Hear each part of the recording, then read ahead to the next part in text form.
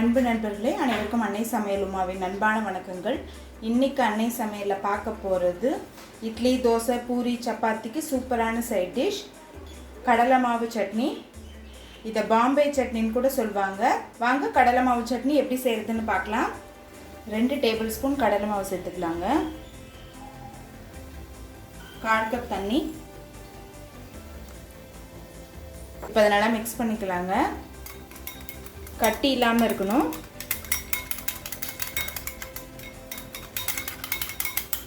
இப்போ கட்டி இல்லாமல் நல்லா கரைச்சாச்சுங்க.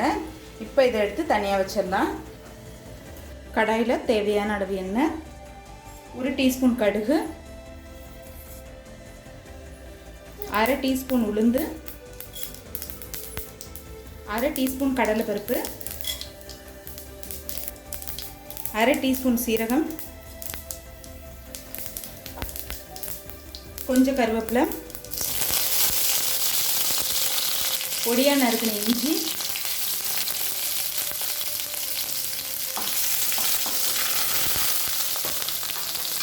ஒரு காஞ்ச மிளகாய், கொஞ்சம் பெருங்காயம், நீளமாக நறுக்கின ஒரு வெங்காயத்தை சேர்த்துக்கலாம்.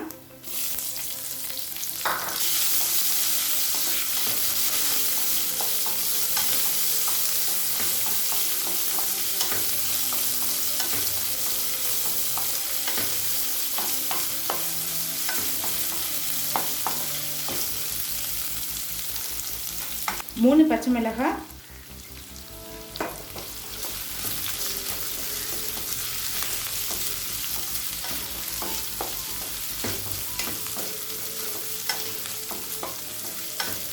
ஒரு தக்காளி,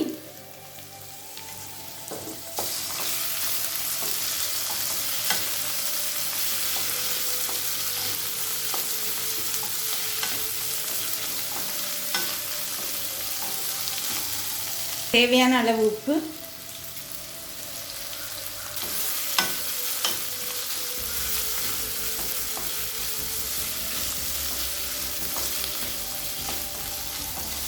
கால் டீஸ்பூன் மஞ்சள் தூள்,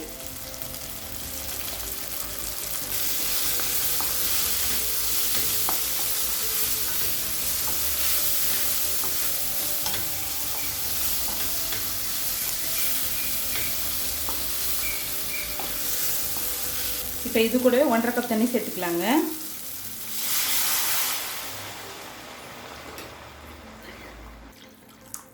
இப்போ நம்ம கரைச்சி வச்சுருக்க கடலை மாவு இது கூடவே சேர்த்துக்கலாம்.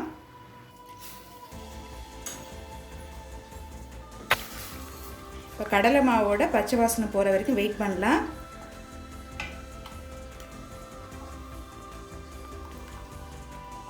இப்போ 5 நிமிஷம் கழித்து பாருங்கள், நல்லா திக்காகிடுச்சுங்க. பச்சை வாசனையும் இல்லை. கொஞ்சமாக கொத்தமல்லி சேர்த்துக்கலாம். இப்போ கடலை மாவு சட்னி ரெடி ஆகிடுச்சுங்க. சர்வ் பண்ணிடலாம். இப்போ சுவையான கடலை மாவு சட்னி ரெடி ஆகிடுச்சு. ரெசிபியை ட்ரை பண்ணி பாருங்கள், கண்டிப்பாக உங்களுக்கே பிடிக்கும். ரெசிபி பிடிச்சிருந்ததுன்னா வீடியோவை லைக் பண்ணுங்கள், கமெண்ட் பண்ணுங்கள், ஷேர் பண்ணுங்கள். இது வரைக்கும் அன்னை சமையல் சேனலை சப்ஸ்கிரைப் பண்ணலன்னா சப்ஸ்கிரைப் பண்ணுங்கள். தேங்க்யூ.